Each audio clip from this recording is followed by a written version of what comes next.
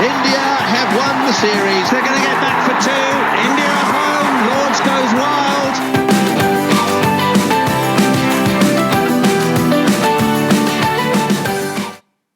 Hello and welcome to the latest episode of the 81 All Out podcast. I'm Siddhartha Vaidyanathan at Sidvi on Twitter.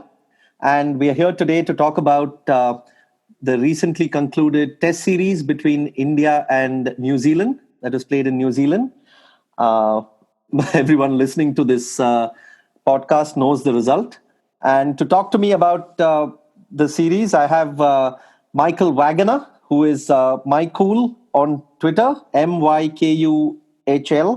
Hi, Michael. Hello. Hi. And I also have the 81 All Out regular, Mahesh at Cornered on Twitter. Hi, Mahesh. Hey, Sid. Hi, Michael.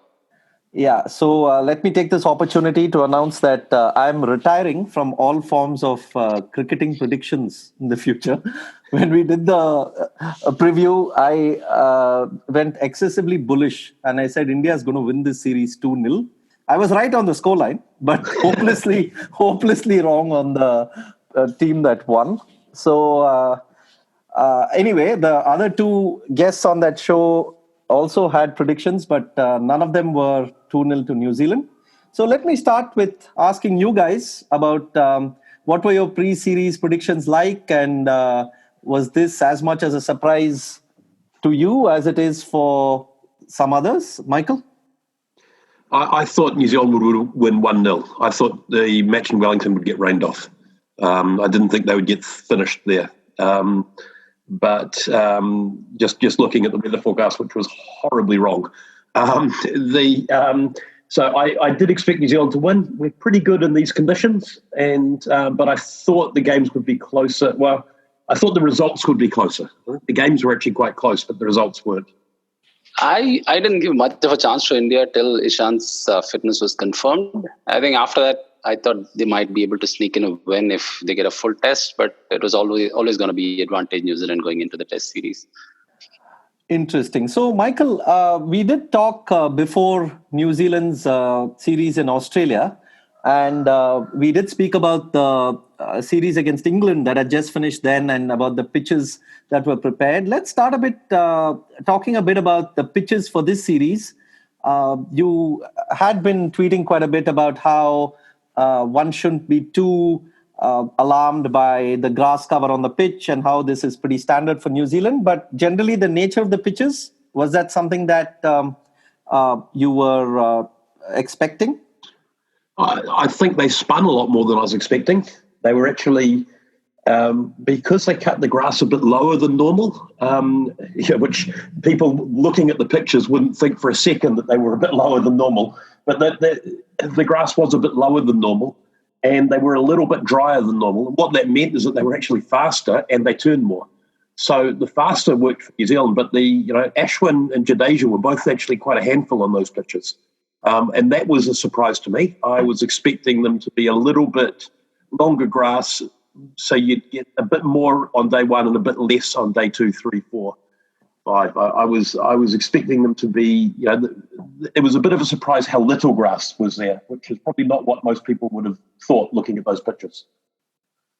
But, eventually the spinners didn't really have too much of a say. I mean, of course, Ashwin did bowl well in the first test, I thought. But for New Zealand, at least, it was pretty much swing and pace all the way, right? Yeah, well, like on day 3 in Wellington, when you've got that wind in just the right spot, it doesn't really matter what the pitch is like. The ball does the work in the air, not along the ground, not off the pitch. And I don't think the pitch really contributed to any of the wickets in day 3 in India's second innings. It was all swing. Spinner, if there hadn't been that swing, I think the spin would have been much more of a factor, and that game would have been a lot more even. But when the wind is in the right place, Boult and Southee are pretty hard to contain. And that's what happened there. It wasn't a pitch issue on that day. as I said, because the grass was a little bit shorter than normal, it actually made the pitch more difficult to play than it would normally be. Where I think they actually were trying for the opposite. I think that by cutting the grass a little bit shorter and rolling it a bit more, they were hoping for the games to go all 5 days, because New Zealand cricket really needed those 5-day revenue. They didn't want the games to be over in 2 or 3.5 days, 4 days. So I don't think this was a plan to try and necessarily target, knocking over India quickly and winning the game by a big margin. I think this was actually pitches that tried to make it a little bit less life, and it backfired spectacularly. So you're saying a Kohli double-hundred would have helped the New Zealand coffers a lot more than a 2-love win? Yeah, I think so. I mean, I think New Zealand still wanted to win. I mean, they weren't preparing a pitch that was. They weren't going to prepare a pitch that was going to favour India.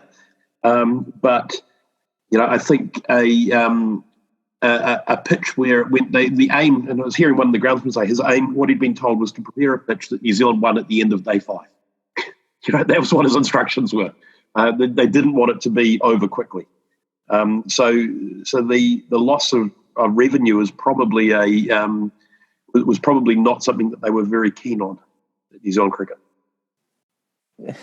It's interesting how in an era where it's so difficult to win for away teams to compete, you're also looking at extremely lopsided economic structure of the game. So it's quite an irony that New Zealand have been so dominant at home, but they would have probably financially been better off if the series wins had come on the final session on day 5. Yeah, absolutely. It's possibly not been a good thing for the future for New Zealand cricket, these results, because it's going to mean that the sponsors are less likely to want to be involved in New Zealand series. I don't think that the people in New Zealand cricket in the bean counting department are going to be rubbing their hands together at all out of these results. It's okay. So the pitches are one thing, but what about the toss? I mean, there's been so much talk about the toss in recent series. It's not just in India, New Zealand. I mean, South Africa came to India, lost all tosses. India went to England in 2018, and the only game where they won the toss, they won the match, but everything else they lost tosses. So how much of a difference do you think these two tosses made for New Zealand? Well, I mean, it did mean that New Zealand were bowling on day 3 when the wind was right. Because that was a big bonus, but that's not something you predict at the outset. I don't think the toss made that much of a difference. I think in Christchurch, the pitch was hardest to bat on day 2, when New Zealand were batting for the majority of that day. So I'm not sure that the toss played a massive role. The scoreboard pressure certainly of getting rolled cheaply doesn't help. It doesn't. It means you're in a difficult position for the rest of the match. But look, the fact is that the hometown advantage still works if the home team loses the toss. They still win 40% more than they lose when they lose the toss. And they win 90% more when they win the toss. So it has an influence. But I think the home ground advantage is much, much bigger than any advantage from the toss. Yeah, and in Christchurch, I thought on the first day, as you were mentioning, because the divots on the pitch hadn't yet developed, India actually had pretty good batting conditions. And even with the scoreboard, you had they were 190 odd for 4, and then they collapsed to 240 something. But 190 odd for 4 on day 1, you would say it's advantage batting team. Yeah, absolutely. And I mean, that was, I think, because it had the covers on in the morning, the pitch had got quite soft. And it took a while for that to dry out. And once it did, it was pretty spectacular on day 2. But that does happen occasionally. You do see the odd match in New Zealand where domestic cricket where teams get rolled for 60, 70 runs sometimes in the second innings after it looked like a batting paradise in the first innings. Where just all of a sudden the divots harden and it's like the switch gets flicked from road to minefield, and it can happen just in the space of an hour. A pitch can completely change. So I think the tosses were. I think obviously if India had bowled first, they probably had a better chance. Teams that bowl first in New Zealand win a lot more often than teams that bat first. But I mean, at Wellington before that match, the last 12 matches, I think had been 4 wins for the team batting first, 4 wins for the team bowling first, and 4 draws. So there's not while there's an advantage, it's not an unscalable advantage. Mahesh, do you think there's too much made of the toss? I mean, there was even Duplessis even got Bavuma out for a toss, hoping that he'd win, and then they lost. And then it's almost like South Africa decided they had no chance after that. And Kohli's never lost a match after winning the toss. So I wonder if that's starting to play on people's heads as well. I mean, what Faf did was quite an atrocious thing, and I was so happy that Graeme Smith kind of really criticized it hard, saying, what kind of a message are you sending out to the team that if you lose a toss, you can't win the match? Okay, we need to make a distinction between the toss advantage in places like India or England versus here. At least this series, I would say. If India had won the toss, it could have neutralized some of New Zealand's advantage, but I don't think India had the resources to exploit bowling first. I mean, their weakness throughout the series has been that their bowling resources were not able to match the skills of New Zealand bowlers, which in any other geography they might have been able to match, right? But given in New Zealand you have to bowl the length and you have to be patient, and even Bumrah and Shami certainly wasn't. I think even winning the toss wouldn't have helped much for Kohli. Probably a 5 to 10% difference, which neutralizes New Zealand's advantage. But on the whole, I don't think, at least for this series, it wouldn't have made a big difference. But largely, let's say in places like India and England, it's probably a bigger factor. South Africa series notwithstanding, because South Africa would have lost anyway. But India, toss is a much bigger factor than it was here. Yeah, let's talk about the bowling. I mean, there clearly was a difference in terms of the execution there. India, I guess in terms of both the pace and the length, as well as using the breeze. I mean, New Zealand were quite masterful in that. Michael, talk us about the New Zealand bowling, and also about how even though I didn't calculate exactly, but I guess on an average, the New Zealand attack were probably bowling slower than the Indian attack, but still there was so much more menacing. You saw Trent Boult bowling at about 125 Ks in one of his spells. Now, he's quite capable of bowling over 140, but he was bowling that speed because that's the speed where he was getting the ball to swing the most. India were bowling 140. Their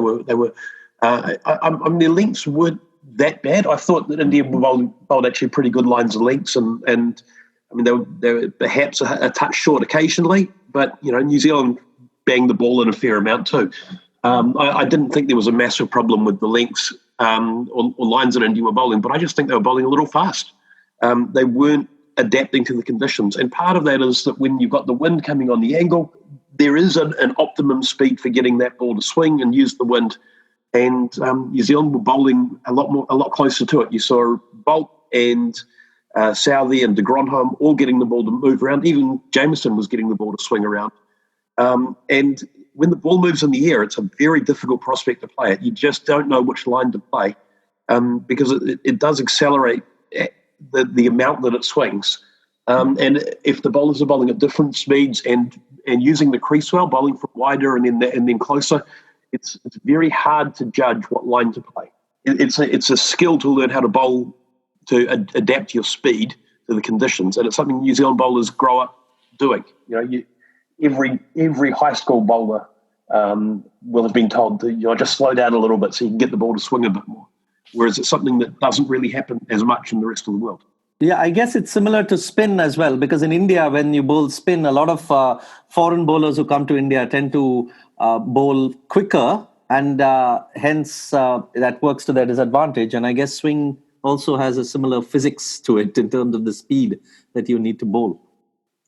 Yeah, it does, and it's not the same everywhere too. There are, you look in Pakistan, you generally have to bowl a little bit quicker to get the ball to swing. But if you do, it does swing well.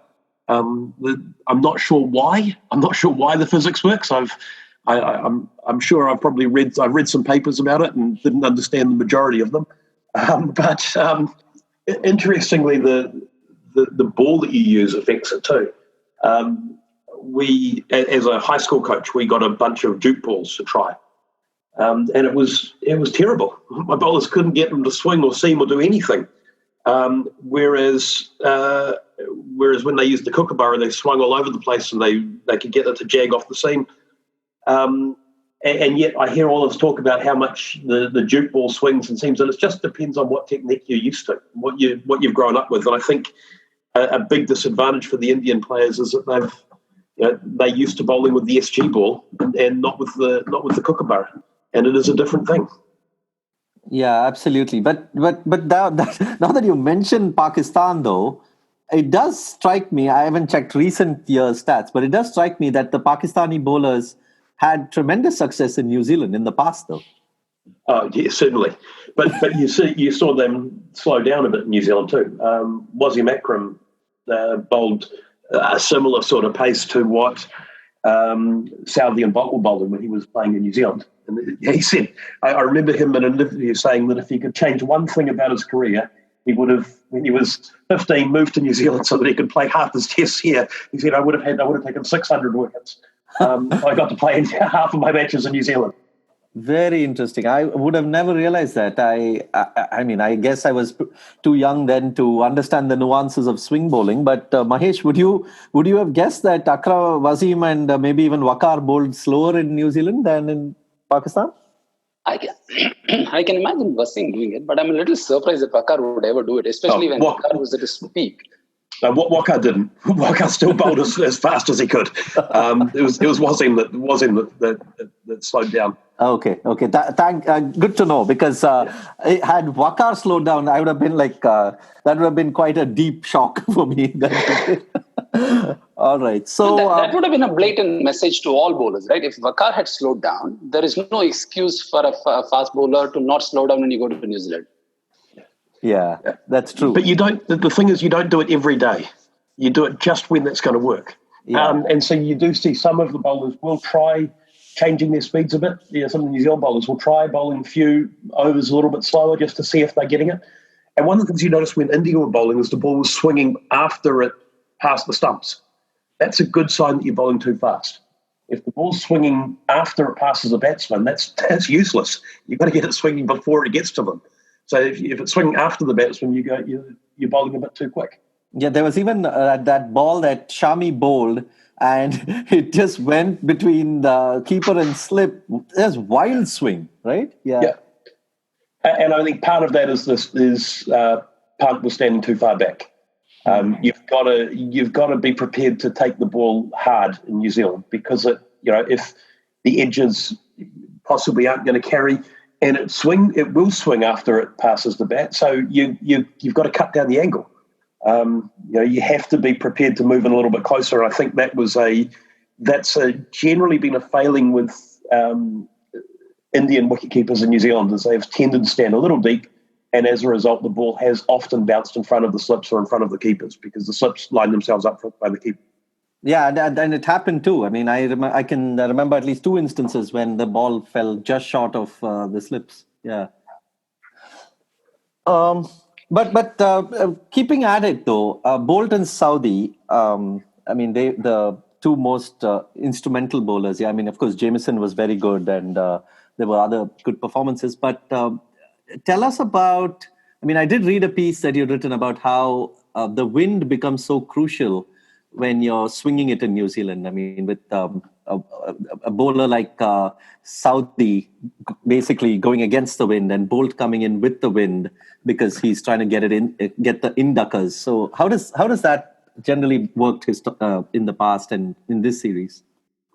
Well, if you look, most grounds in New Zealand are oriented north-south, because that means you're not having to look into the sun. And when it's setting.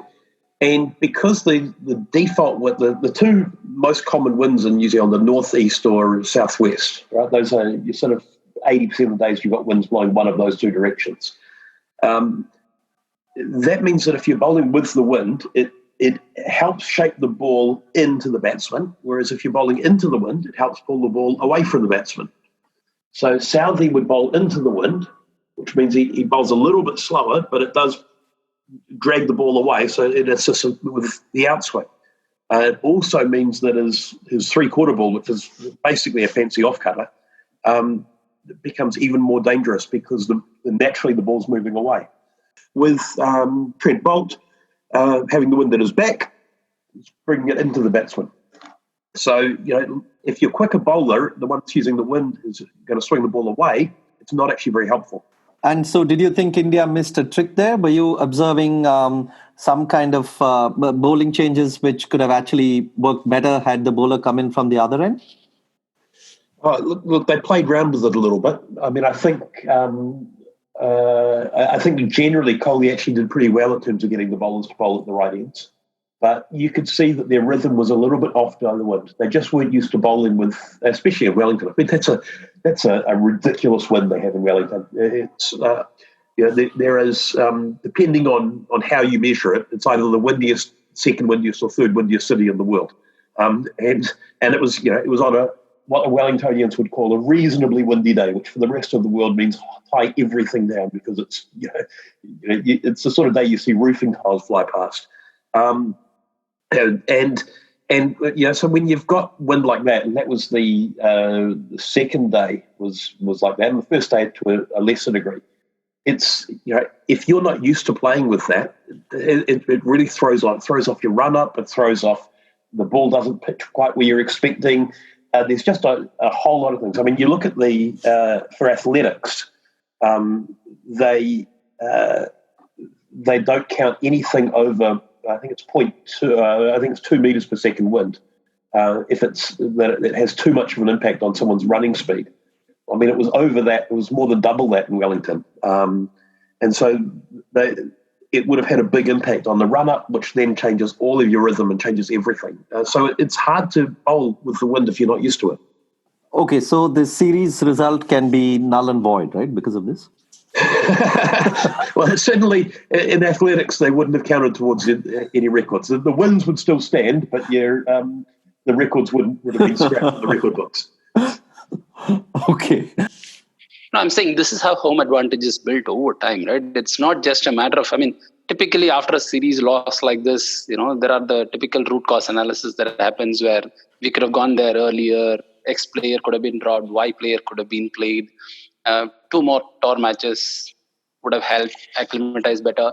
But I'm saying these are historical sort of endowments where over time the kind of bowlers that you produce itself is driven by the conditions. And then New Zealand at the moment is so fortunate to have a pool of such diverse talents that even if Trent Boult is not getting things going, bowling from the right end, there's always somebody else to reach out to. And then out of nowhere, Jamieson comes and he adds a whole different dimension, which is not even about conditions. It's really about his height. And then you add the conditions. So a home advantage can't be neutralized so easily by just being better prepared. And 2, especially when the home team is so strong in their conditions. Yeah, and I guess it's similar to what we saw a few months back with India against South Africa, right? The same thing with people talking about how Shami and Umesh are bowlers who have grown up bowling a specific length on specific pitches, and Rabada, who was nowhere as successful as them in the series. And I guess it's the same parallel, except in different conditions, and where the Indian bowlers then had to see that they couldn't adjust. Yeah, and a related point to that, at least in Indian media, there's a lot of comparison with the 2002 series. But if you look at the 2002 series, it was just played on green tops where both teams were playing lottery. Srinath bowled beautifully, and so did Zahir, and so did the New Zealand seamers. But here, there's a very clear skill gap in those conditions between the Indian bowlers and the New Zealand bowlers, which is what kind of resulted in a 2-love series drubbing rather than any marginal luck, which probably was the case in 2002. Yeah, I'd agree with that. I think 2002 was quite different, and some of that was, I think, the first test was unavoidable. It had a really wet summer.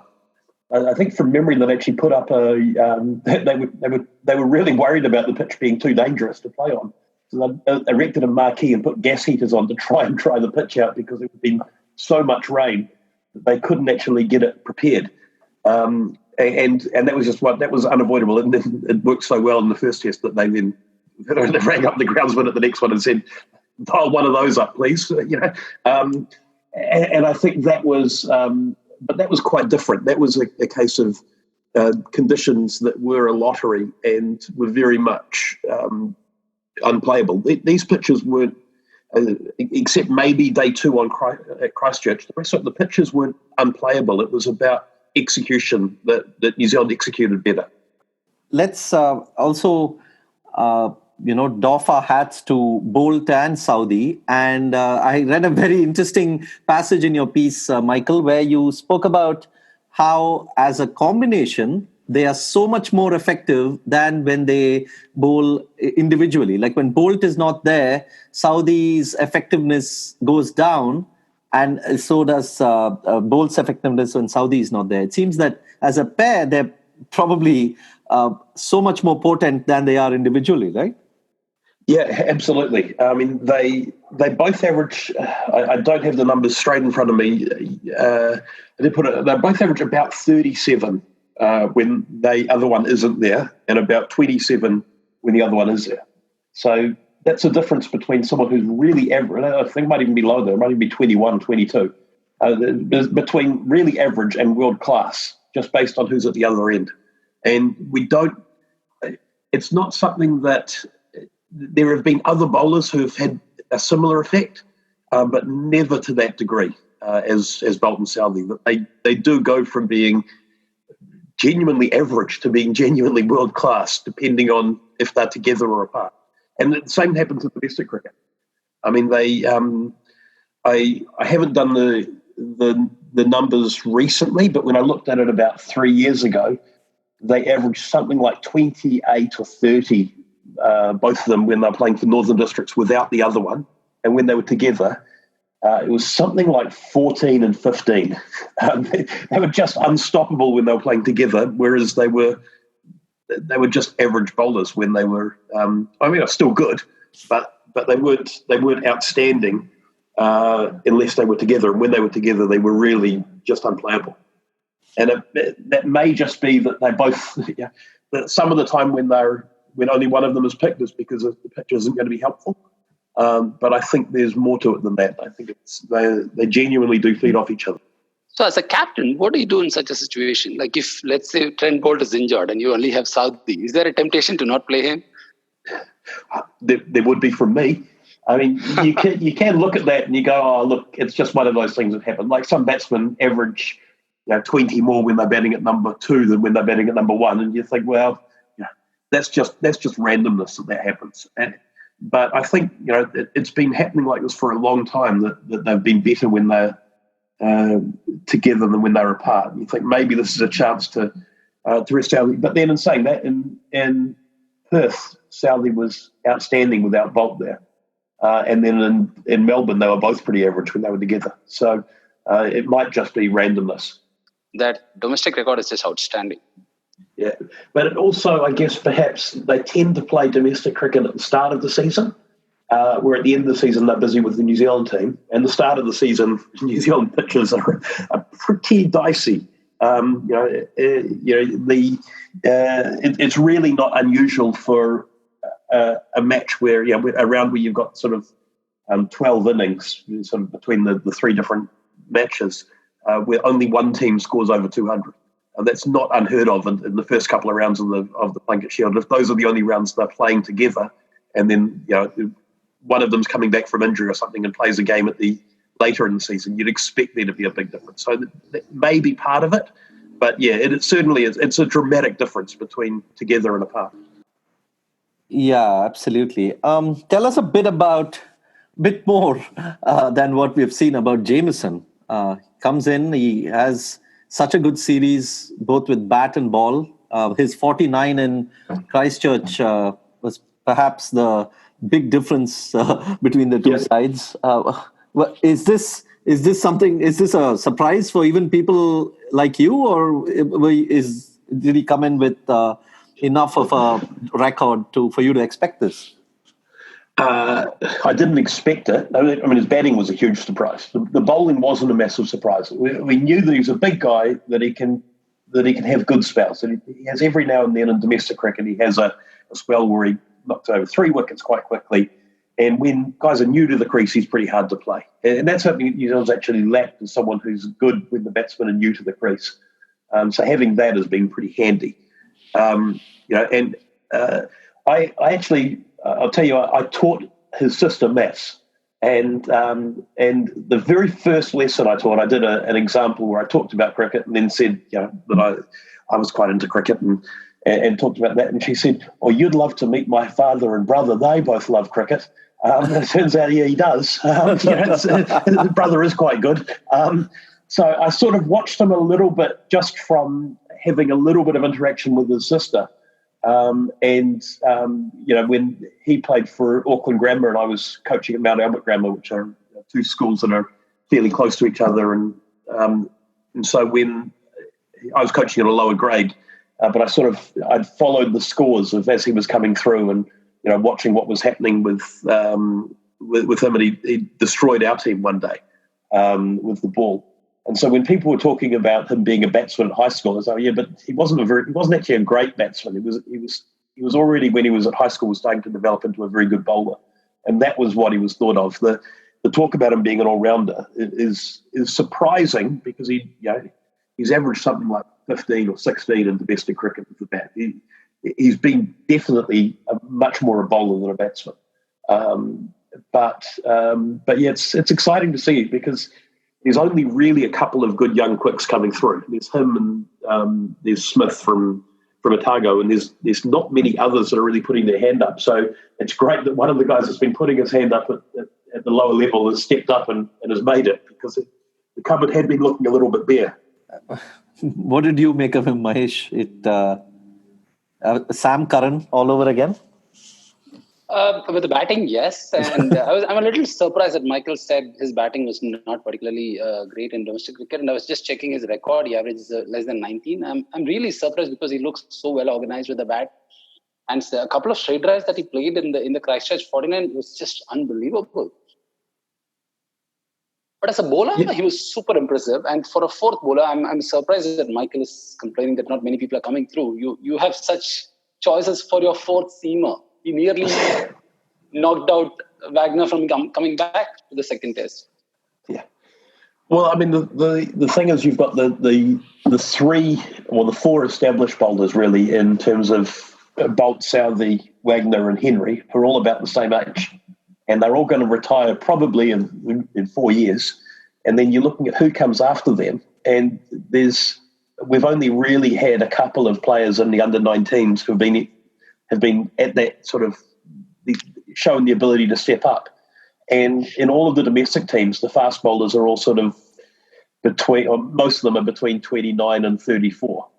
There's not many young bowlers. So Jamieson was, it's quite important to us that he succeeds, because he's going to very much be he's going to be carrying the weight of the team for in the not too distant future.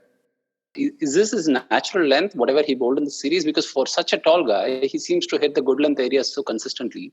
Typically, the tall bowlers have a tendency to hit it just short of a length, and his action resembles a little bit of Flintoff, and I was expecting him to operate more like Flintoff. But he was operating like a conventional swing bowler, just like Southee, or probably slightly short of length than Southee, but I was surprised that he could bowl that length consistently. Is that how he bowls in domestic cricket as well? The answer to that is I can't be 100% sure. I haven't seen enough of him from the right angles to be able to say where he bowls consistently. I mean, he's hit the top of the stumps a lot in the wickets he's taken, which suggests he's bowling that right sort of length quite often. But again, growing up playing your cricket in Auckland, they have a lot of pitches which the right sort of length to bowl is right where he was bowling in Christchurch. That's if you bowl much shorter than that on the Auckland schoolboy pitches, you tend to be hit quite easily. So that's likely to be where he's been bowling, where he bowls at the domestic level, because that's what he will have had to learn growing up. Talking about India's batsmen, there's been a lot of talk about Kohli specifically and about his technique and his head position, getting out LBW to both Southee and the Granholm. No, with Kohli, I think it's always a little dicey to, pinpoint the exact cause. Like, for instance, 2014 England was has obviously been paraded as a technical sort of deficiency, which he subsequently fixed and scored in the next series. But even in the next series, for instance, he did make the same mistakes, but not as often. There were a couple of catches that was dropped when he was chasing the wide one. He does tend to have this playing around his leg and head falling over to the offside, even when he was batting well. Like, for instance, in the South Africa series, where he scored 100, right, in Centurion, if I'm not wrong. There was another 43 that he scored in Wanderers. That's probably my favorite Kohli now. Yeah. So even in that purple patch, he was out to philander LBW of playing of a similar sort of flaw, so to say. A lot of Kohli's subsequent innings were dictated by what he did in the first innings in Wellington, where he came out trying to kind of stamp his authority on the game. And he gets out chasing a wide one to Jamieson. But if you look at pretty much all his successful series, like if you look at the last 2014 series in Australia, he does the same thing. He comes in first and chases a wide one and smacks it, right through the covers. So it's always a hard thing to say with Kohli what's a technical deficiency and what's a lack of confidence. But I think in this case, it's a lot more about indecisiveness than a clear technical flaw emerging. I mean, had it been a 5-test series, I don't think he would have had a similar experience as 2014, is my sense. Yeah, for me, I think he made a very big mistake in trying to correct a technical flaw, a small technical flaw in mid-series. I mean, I think we talked about last time the difference between decision making and technique. And there are some things that you can fix by better decision making, and other things it's by better technique. And I think he should have actually focused on maybe which balls to play and which balls not to, rather than trying to move his front foot out a little bit further to cut down the gap between bat and pad to mean that he didn't play away from his body as much, which is what he seemed to make a change in technique between the two tests. And that change in technique backfired quite badly, and he got pinged twice in front. And it was because he was moving his foot too far and getting himself tangled up. And I thought that in Christchurch it was technical, whereas in Wellington I think it was more about decision making, and he tried to counter his poor decision making by making a technical change, and it cost him. Yeah, and in terms of the leg befores, I mean, both were genuinely good deliveries. I mean, the Southee, that ball was, naturally going away, and then it ducks in quite steeply. In that split second, to blame a technical deficiency would be a bit too harsh. That too on a player of his caliber. Yeah, and that's it. It's often really easy in hindsight to say, oh, well, it was bad technique, when sometimes it's just a case of give the bowler the credit. The rest of the batsmen, I mean, Kohli is, of course, the main batsman, but I thought the rest of the batsmen actually had some very good phases. I mean, Prithvi Shaw's innings, that aggressive start that he gave India was very refreshing to see. That partnership between Pujara and Vihari was fantastic, I thought, at various points. They were so controlled and measured, which is what made the collapse even more disappointing. Pujara, I mean, throughout, I thought he was in control. Yeah, so a couple of things. One, I think from the beginning of the series, there was this talk of short ball and stuff like that. A lot of indecisiveness and footwork came from that, because some of them, in fact, Vihari had trouble with short balls in Australia. Mayank himself is okay, but he's not a natural puller. Rahane himself is not a natural puller. So in some ways, they have to predetermine a little bit to be able to play the short ball. And you could see that with Vikram Ratho working on Vihari's technique. Even the way he got out in Christchurch was trying to get inside the line of the ball, which is a fairly good way to play the short ball. But when you're trying to do that, you tend to get around the ball when it's full. And this indecisiveness is what kind of caused a lot of the dismissals. Pujara has always been a unique case in the sense that in conditions where the ball is moving around a lot, he knows how to survive, but he also has that one tragic flaw that there's always going to be that one big inducker that he's likely to miss. So even in the England series when he played really well, he couldn't really go on to make big scores. There was a 100 he scored and one marathon 50 that he scored, both in South Africa and England. But unlike, I'm not saying this as to kind of put him down, but it's just like how Ross Taylor cannot be as successful in India, for instance. It's just that his game is developed in such a way that it's made for tremendous success in the subcontinental conditions. But when you go to conditions where there's a fair bit of steam movement and the ball swinging around a lot, he can survive, he can do the hard sort of time, but he's not able to capitalize on it because there's always that good ball written, with your name written on it coming, and 1 out of 10 times he's going to miss it. So, yeah, I don't know what to read of Pujara's series. He played well, but he's always going to have this problem in England and New Zealand and South Africa as well. Yeah. I think one of the things as well, I don't think the way that he plays is the right way to play in those sort of innings. I think, one of the things that happened is he made it, this sounds really harsh, but I think he actually had a lot to do with Vihari's dismissal because he was playing so slowly. I think he'd scored 4 runs off something like 60 deliveries. It was something like that before Vihari got out. And the fact that he was batting so slowly meant that it was putting all of the pressure on Vihari. And so that's why that's why he took on that shot that he really shouldn't have taken on, is because he felt like someone had to score some runs. And I think you look outside of Asia, Pujara's average in the first innings when being put in is 15.4. That's come up considerably after that 54. But his idea of just trying to wait out the danger, it doesn't work when the danger is going to keep coming at you. He was, I think, too defensive.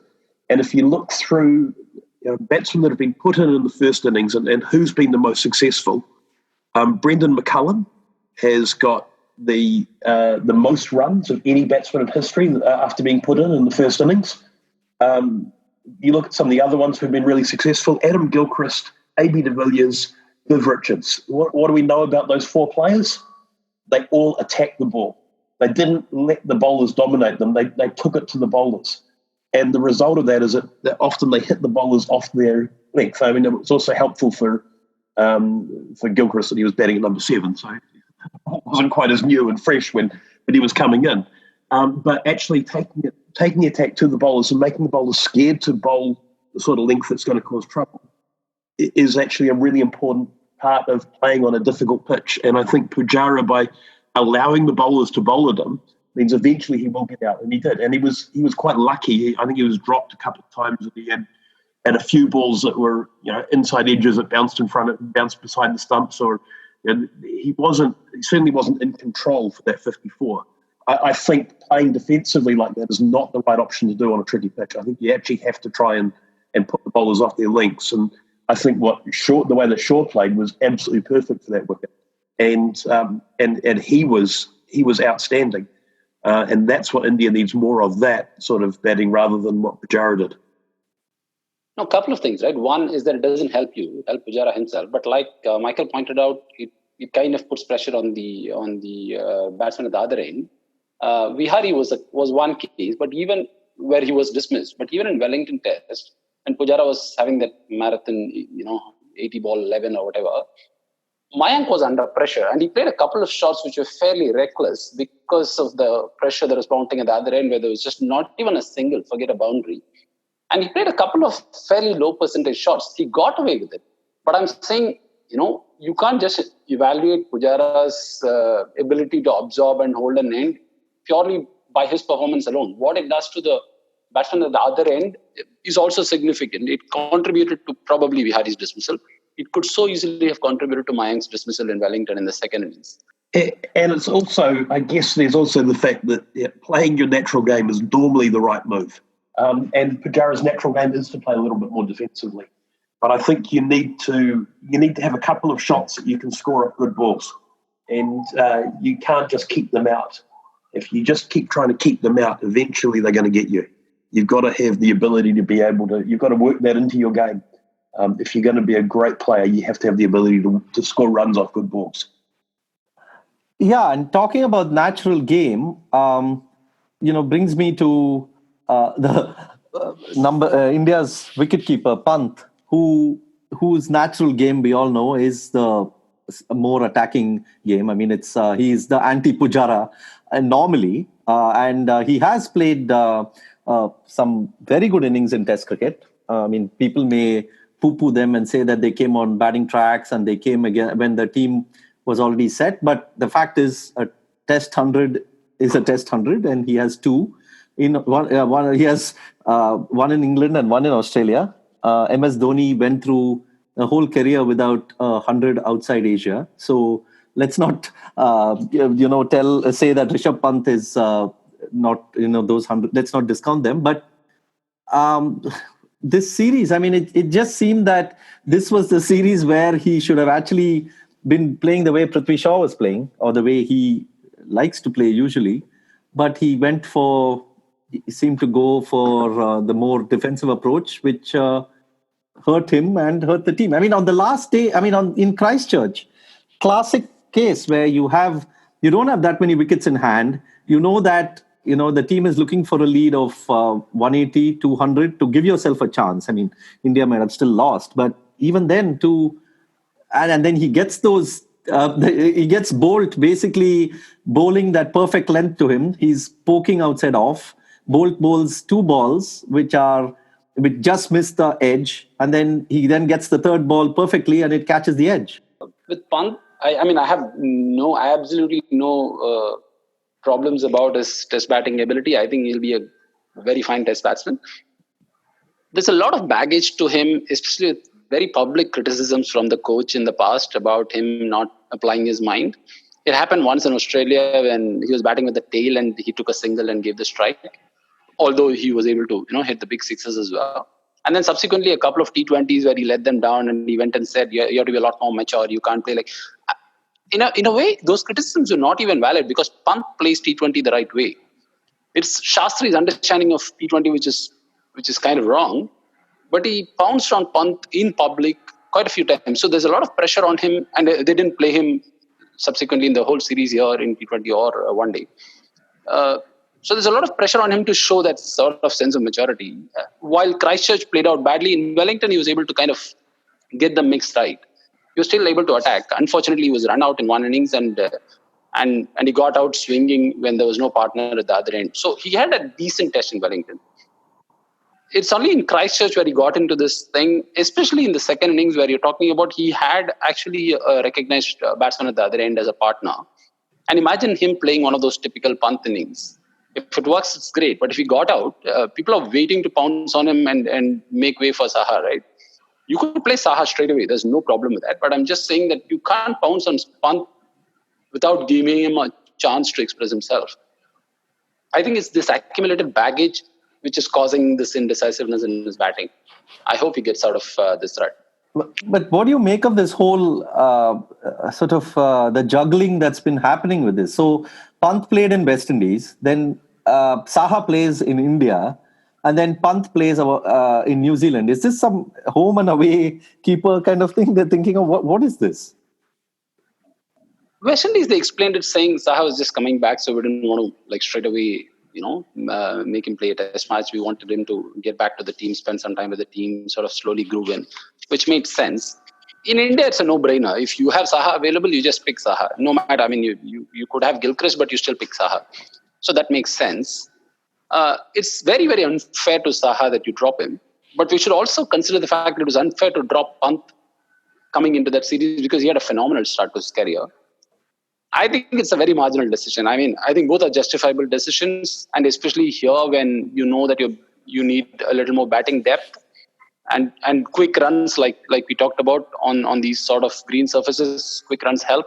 So it's not a bad decision to play Pant, and it's not a bad decision to kind of toggle between the two as well. I wouldn't be critical of it, although it's unfair to both.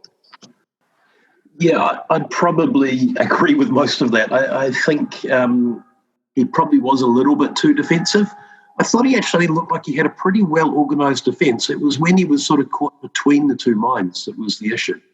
You've got to be really clear. Is this an attacking shot? Is this a defensive shot? What am I trying to do with this ball? And being in between, it's not going to work, and it didn't work. So I think that was a lot of what happened there with him there, and picking an extra batsman, picking him as a batsman keeper rather than as a keeper, made perfect sense. It was pretty tricky keeping conditions in the end. So where Saha may have been a better choice, but in terms of the balance, it sort of made sense to use him. He just didn't know how to play in those conditions, and I think that's possibly a learning experience that he will go away and reflect on that and think, how could I have done that better? Coming to the Indian bowling, we should talk a bit about Ishant. Ishant was the standout bowler in the first test, and then he gets injured. So, of course, there are questions about whether he was rushed in too early after the injury, but who knows? We can't really make too much of a judgment on that. But I don't know about the pace he was bowling at, but I thought in terms of the length, he was the one Indian bowler who seemed to get it right in that first test. Did you guys think so as well? Yeah, well, for me, I thought him and Ashwin were the two stars. Bumrah was creating pressure. Shami had gone missing, but Ishant was outstanding. I think Ishant in Christchurch would have been a real handful because he can get the most out of a pitch like that. And part of it's his height, but he bowls that he's got the ability to bowl into the pitch on a fuller length, and not many tall guys can do that. It's a real skill, and it's one that he's got. That he can bowl up full without floating the ball.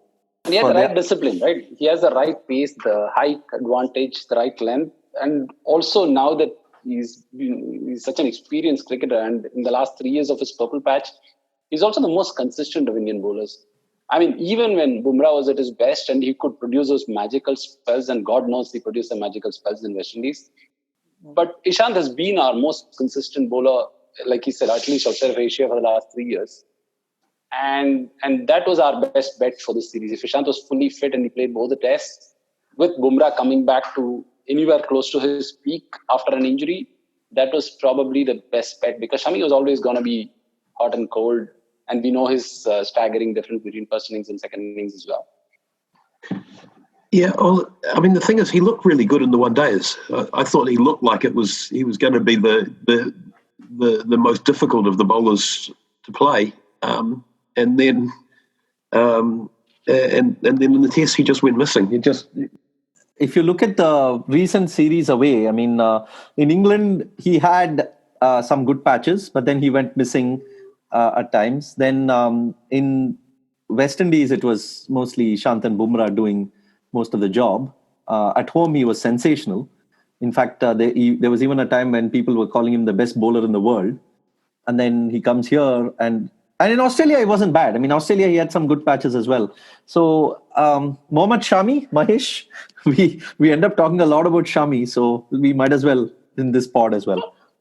But usually we are critical of him being hot and cold. And in South Africa, for instance, we had that. It was a perfect series of encapsulating that hot and cold difference of Shami. But I don't think we can be too critical of him, because I think in these conditions, his style of bowling, the space is a new insight for me. I didn't realize that you have to bowl at the optimal pace for getting the optimal swing, especially growing up watching Waqar bowl in New Zealand. So that's a new insight for me. So with that, I can probably cut even more slack for Shami. Plus, he tends to skid on, and he tends to bowl at the same pace, and he's always attacking, and which works great for him either when India has a first innings advantage, when they have a master score, then his attack makes a lot of difference. or he gets a wicket like the Perth one where he can attack and the wicket will, suit his style of bowling. In India, the length helps. His length is perfect for India. So he was just in conditions which were not ideally suited for his style of bowling. Although technically you would like to believe with his seam position, with his ability to swing, he should do really well in New Zealand. It's not easy. It's not easy to make that adjustment in 2 days, and he's just a naturally attacking bowler. I think Karthik wrote another piece on this in Cricinfo, which is a very fair piece, I thought. The fact that what makes Shami special is that he attacks all the time. But in situations like this, you need more Ishant than Shami. Yeah, that's true. I read that piece and it was very interesting. Also, the one thing that comes to mind about the preparation is that there was an India A tour to New Zealand pretty much at the same time or just before this Test series, and there were Indian batsmen who were getting some good practice there. I mean, Shubman Gill had a really good time, and then even Rahane and Bihari, but and even Pujara, if I'm not mistaken.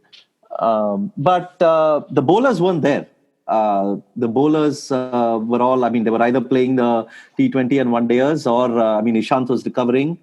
And, so I think had the bowlers got that much of a bit more of practice before this Test series, it might have helped them with regard to pace and swing and all these other dynamics. But anyway, we can't hope for that much in this day and age when series get over and then people have to go to the next one. The last point about the spinners, though, Ashwin v Jadeja, it's a constant debate that comes up before every test, every series. Jadeja played in West Indies and then both played at home. And then Ashwin played one and Jadeja played one here.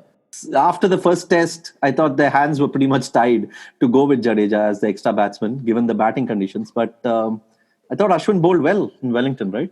For me, I thought they made the selections perfectly for those two.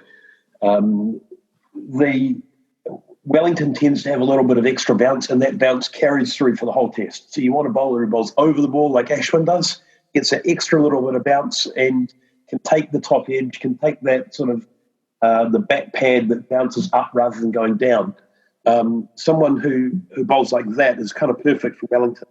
Whereas Christchurch, we didn't get to day 5, but day 4 and 5 there, the ball does tend to start keeping low and you get the odd one that skids on. And a bowler who bowls under the ball the way that Jadeja does means that he would become a real handful on day 5 or 4 on that pitch. He would have been, if India had have put up an extra 150 runs and given him a reasonable target, there's no way New Zealand would have been able to withstand him on that pitch, I don't think. He probably bowled the ball of the series to get caught in the ground. To get the Gronholm, yeah.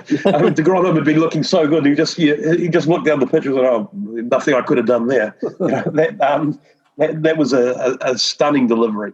But, you look at that and you think, well, if it had have gone on an extra couple of days, how much would that pitch have turned and how much would that pitch have done? Because that was, the Kakanui soil does break up and it's they talk as the moisture changes, it increases and decreases in size. So the cracks open up and it starts to do all sorts of tricks towards the end of the game.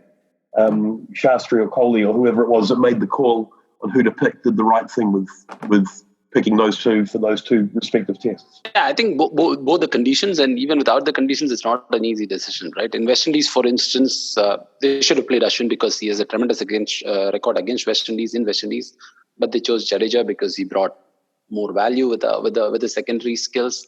I mean, you see a catch like the one he took of Wagner, and he bowls so beautifully. I mean, if he's a lesser bowler than Ashwin, it's by a small margin. And he's in current form, he's a much better batsman. And he's just a phenomenal fielder. It's impossible to make a case against both. If anything, it's probably harder to make a case against Jadeja than Ashwin. Had Ashwin been batting the way he was in the middle of the decade, middle of the 2010s, then the difference might have been much closer. I mean, Ashwin was good enough to score Test centuries back then, but I think his batting has fallen off so much that it automatically comes into consideration in these conditions when you want to extend your lower order a bit more. And Jadeja, in fact, in Christchurch, even when he was batting with Bumrah and Shami, he was showing that he could get that crucial 25-30 runs. I mean, who knows what would have happened had India got a 200-run lead. But he was, I could not see Ashwin doing such a thing. I have a funny theory about Ashwin's batting. I don't know. But do you remember when he moved to Kings 11 Punjab in IPL? Is that 2016-17? 17 perhaps, yeah. That's when he was named captain. Yeah, so when he became captain, I think he had this great urge to contribute in every way possible. So he was trying all sorts of wacky things with the ball, which is fine because he can come back to his stock ball and test cricket pretty easily. But he was also trying to do a lot of things with his batting, moving around, changing the stance, getting inside the line, outside the line, playing around his legs. He tried all kinds of things to make himself a little more valuable contributor in the T20 setup. And that kind of absolutely messed with his test batting. He talked about being instinctive in one of the press conferences. I think more than instinctive, it was uncomplicated in the sense his batting was almost like Lakshman's, like a poor man Lakshman when he was batting really well, right? That Ashwin is non-existent for the last 3 years. I think it's that sense of trying to contribute a lot more with the bat for his team as a captain in Kings 11 Punjab, which I think is the triggering point for his change in batting. I wonder if it's a case of the opposition figuring him out. That once you get to a point where you're worth looking at, then the scouts will figure out what's he likely to do, what are his favourite shots, where do you have to bowl to him. You don't tend to worry about that for someone who's a number 8 who, you don't spend nearly as much time scouting someone who you're not considering a frontline batsman. And you saw, I know up until the end of the Australia series in 2017, he averaged 32. They were just over 32 with the bat, and since then he's averaged just over 16. So his first 48 tests, 50 tests, he was averaging about 32, and his 25 since then he's been averaging about 16, so about half what he was doing. And I just wonder whether it's a case of he's been scouted. They've figured out how to get to him, and he hasn't got an answer to that. I would agree with you if there was a consistent pattern in which he's been getting out. I can agree. I can understand if bowlers are just bombarding him with the short one, or if there's some specific weaknesses. It's a bit baffling to me. He's found all sorts of ways to get out, but I don't see any pattern. Mahesh, you watch Ashwin much closer than I do. What do you see any pattern? Not in his dismissals. The only pattern I've seen in the last 3 years is ever-changing batting stance and his playing around with the batting crease. He's just moving around a lot. He's tweaking his technique a lot.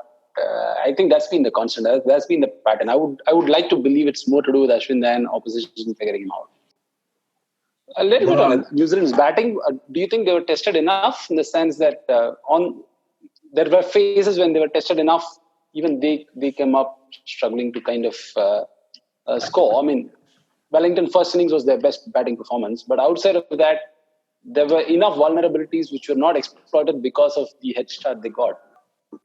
It was a challenging series. I don't think that New Zealand would be happy with the way that we batted, but they were difficult conditions. So you expect the batting to be less assured. But there's certainly some questions open up about Henry Nicholls, who was right up near the top of the world rankings this time 6 months ago. Now you're looking at him thinking, I wonder if he's going to keep his place for if this time next year, if he'll still be playing Test cricket. So there is there's certainly some questions about New Zealand's batting. Just some thoughts on the spinner's choice. I know you were critical of Patel over Santner. And he barely bowled 6 overs. Mayank was so happy to see him come on bowl after struggling against the seamers. So where does that leave both Santner and Ajaz after the series?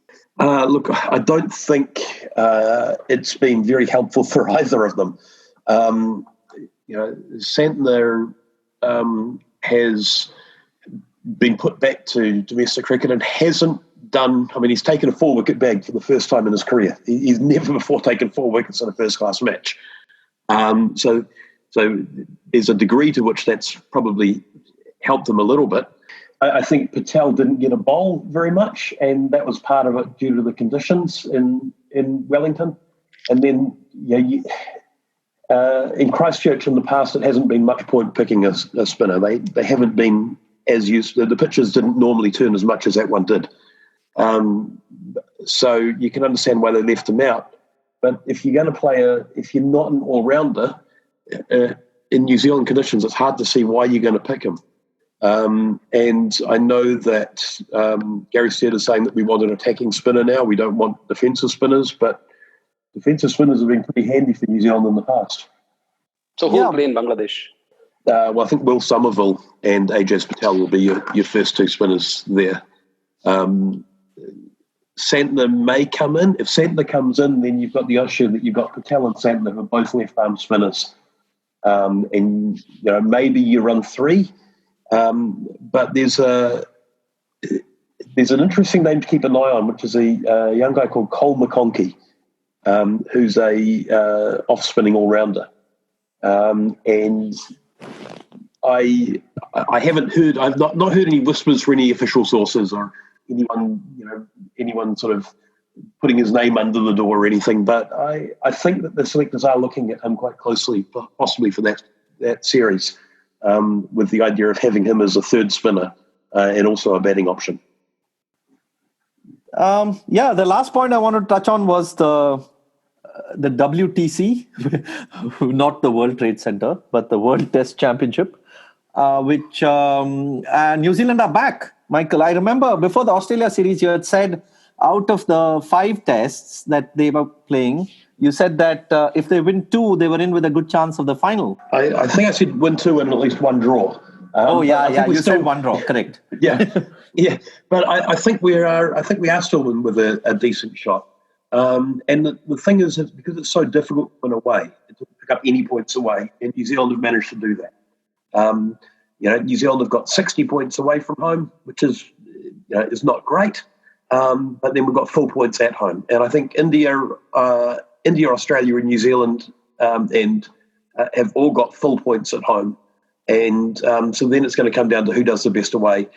Australia traditionally are not as good away from home, or not nearly as good away from home as they are at home, with the one exception of when they play South Africa. And of course, that's one of their spots, one of their stops is to go to South Africa. So that's probably in their favour.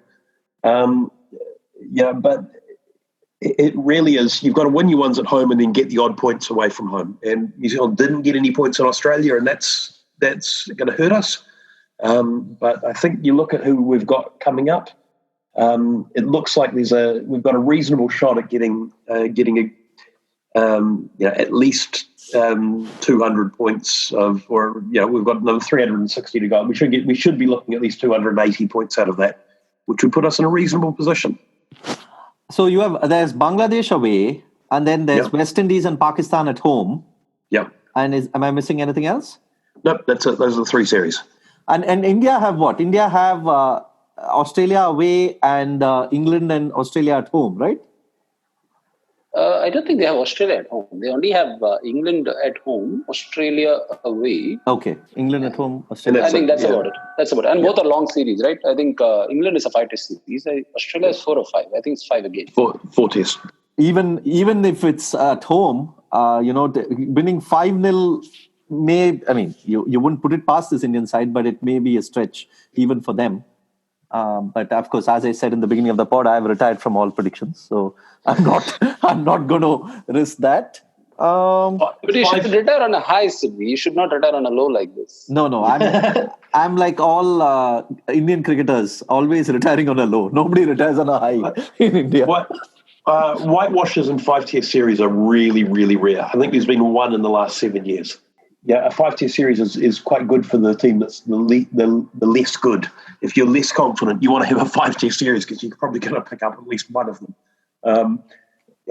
If you're more confident, then New Zealand paid the price of a 2-test series in Sri Lanka, where until that big partnership, we were dominating that first test and lost 60 points because of losing it. Whereas if it had been a longer series, that one partnership wouldn't have hurt quite as much.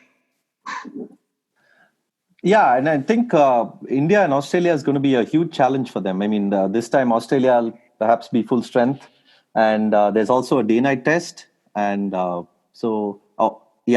or two, only one, right? Yeah, only one, and so They're pitching for two. Nothing is finalized yet, but Cricket Australia is pitching for two. Very likely India will agree for one. yeah, so and that could bring in its own challenges. So this is going to be a far bigger challenge than what they had in Australia last time. So yeah, let's see. I mean, it's always good to have more than two teams coming close in the points table. At least it gives the World Test Championship a little bit of an interesting finish.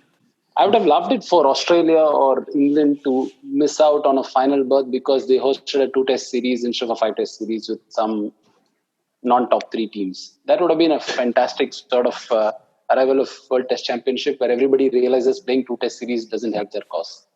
Yeah. If it does come down to that, it does look like New Zealand's last series are all 2 tests. I think the Pakistan one was the one that was originally going to be for 3, and now looks like it's been cut back to 2. So you know, it's a risky policy playing 2-test series because you've got a much bigger amount to lose. I think in this World Test Championship, 3 and 4 are the sweet spots. Yeah, if New Zealand makes the final, though, I can bet that people will automatically talk about how they got all two. I mean, so many two-test series, and that's the reason why they got in there. But we can talk about that when we get closer to the finish line, which is sometime next year. Yeah, no. For me, the ultimate result would be us to be playing India in the final. And for the groundsmen at Lords to prepare a pitch just like we had at Christchurch. That'd be the ideal, I reckon.